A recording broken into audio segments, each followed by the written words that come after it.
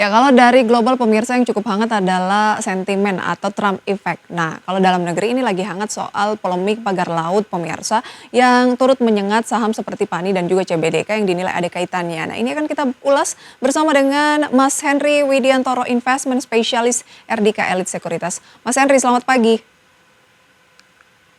Selamat pagi Mbak Prisa. Terima kasih banyak untuk waktunya Mas Henry. Ini agak hangat Ya. dan kita tahu kan Hmm. CBDK baru saja IPO dan auto reject atas tapi cenderung melemah mengikuti induk usahanya karena polemik ini yang memanas sudah dibahas di tingkat pemerintah kementerian, kemudian juga DPR juga mengaku bagusnya sih bikin pansus investigasi. Tapi sebenarnya Anda melihat seberapa jauh nantinya polemik ini akan memberikan efek negatif atau momentum untuk para pelaku pasar untuk melakukan aksi profit taking karena kan PANI dan CBDK kan juga penguatannya sudah sangat signifikan ketika ini ada polemik, mungkin dijadikan momentum untuk ya udah keluar dulu, realisasikan keuntungan dulu, seperti apa?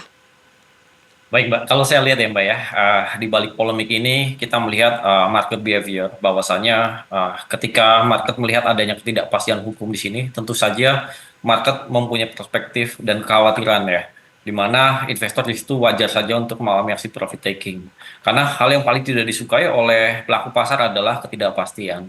Nah, wajar saja dan realistis juga kalau misalnya kita lihat bahwasanya ada aksi profit taking di PANI maupun CBDK di sini.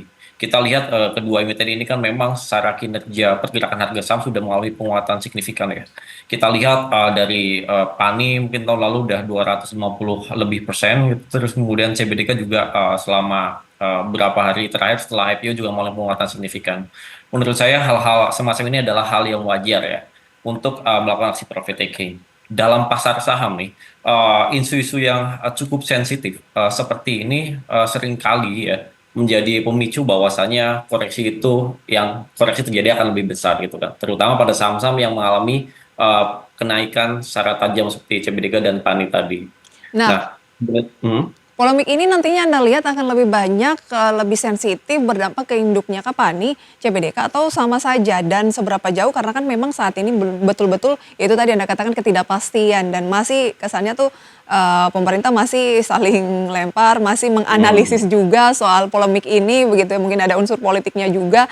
Nah, seberapa jauh ini akan berdampak dan sebaiknya pelaku pasar apa yang harus dilakukan? Kalau kita lihat ya, seberapa jauh ya, apakah ini akan berdampak pada PANI maupun CBDK? Secara psikologis market ya, ini akan berdampak kepada dua hal tersebut.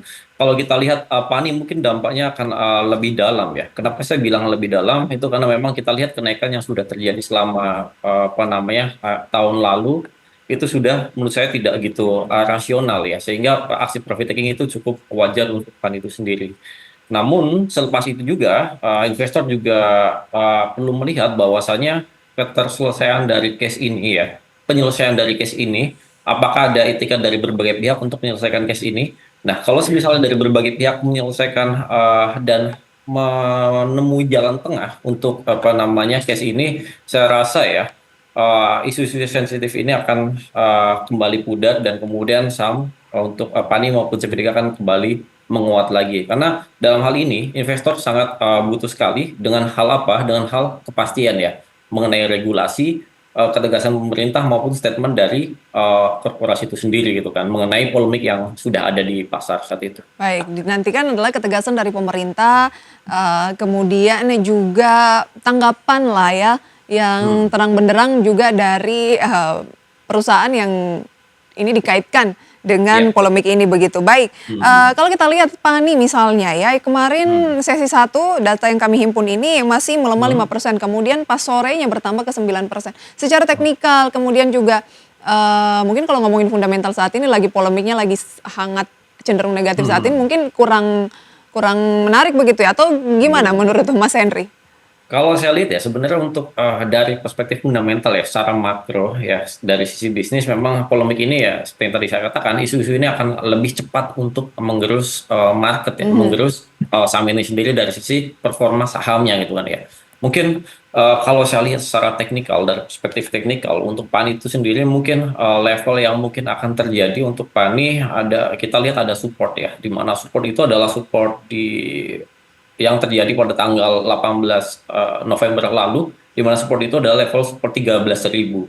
Namun kalau level itu tembus ada kemungkinan mungkin ke level 12.300 sebagai level support selanjutnya.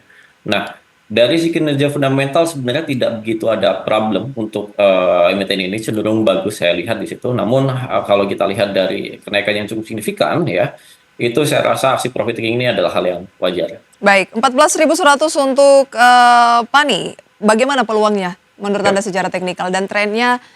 Ya, apakah saat ini sudah masuk dalam downtrend ataukah bagaimana? Silahkan.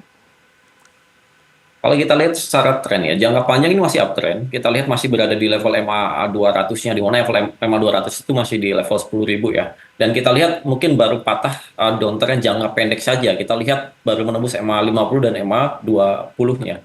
Di mana apabila level itu tembus, mungkin saya lihat ada potensi untuk buy weakness atau beli bawah saja.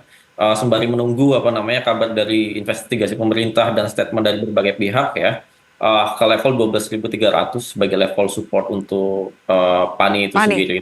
12.300. 300 hingga 10.000 itu di worst case-nya. Oh, oke. Kalau misalnya apa namanya polemik ini masih bergerak liar di Baik, kalau pasar. tertembus dari 12.300 ada peluang target lanjutan adalah di 10.000 ya. Saat ini masih di 14.100. Anda melihat masih ada peluang penurunan lebih lanjut karena ini juga belum ada kejelasan dari pemerintah maupun dari perseroan begitu ya. Ya. Sedikit anak usahanya CBDK Kalau CBDG ini cenderung agak susah dari sisi teknikal ya Mbak ya. karena baru IPO. Baru IPO, bener. Karena baru IPO. Nah, namun kalau kita lihat ya, sebenarnya mungkin secara bisnis saja dari sisi CBDK itu sendiri ya.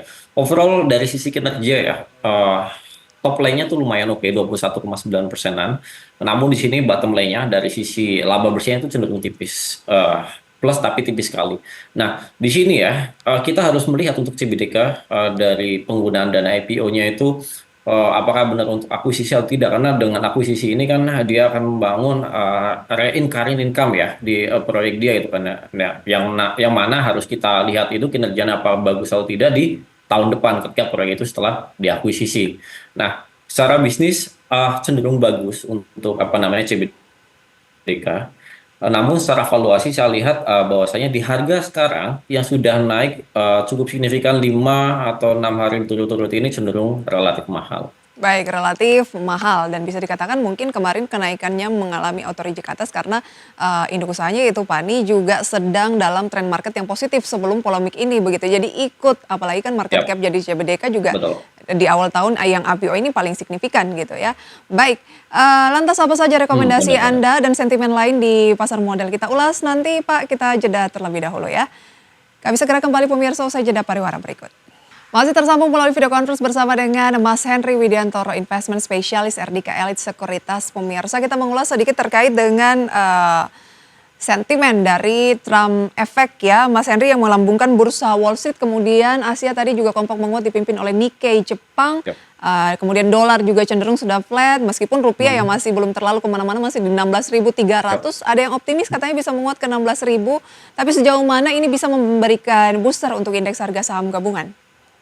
Ya kalau kita lihat ya sejauh mana apa namanya terlantiknya Trump di sini ya, kita lihat bahwasannya trade war yang kemungkinan terjadi di tahun ini ketika Trump memimpin itu saya rasa sudah cenderung lebih kecil ya dan market tidak gitu kaget dengan hal semacam ini karena memang market nampaknya udah belajar banyak dari kepemimpinan Trump di periode pertama saat itu gitu kan.